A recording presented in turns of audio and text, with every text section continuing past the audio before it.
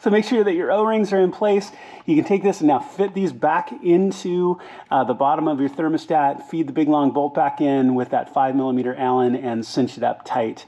Okay, at that point we're just back into reassembly. I'm gonna put that reverse Torx 8 back over here to get this pipe reconnected.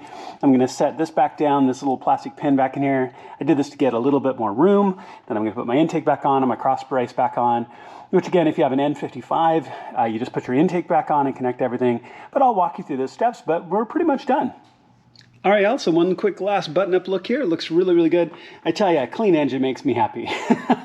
Call me a simple guy. But all of this being clean again, and you don't see any visible oil, and it just makes my heart happy. Plus, I know I don't have a very slight leak now, which is a good thing. So everything's all buttoned up, clean up, go ahead and put your tools away.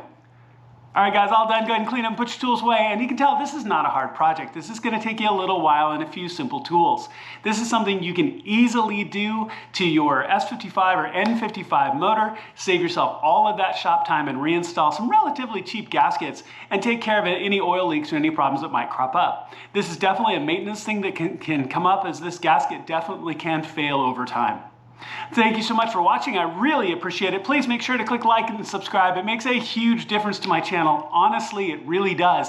Plus, I have a ton of new content coming that I cannot wait to show you. It's going to be awesome.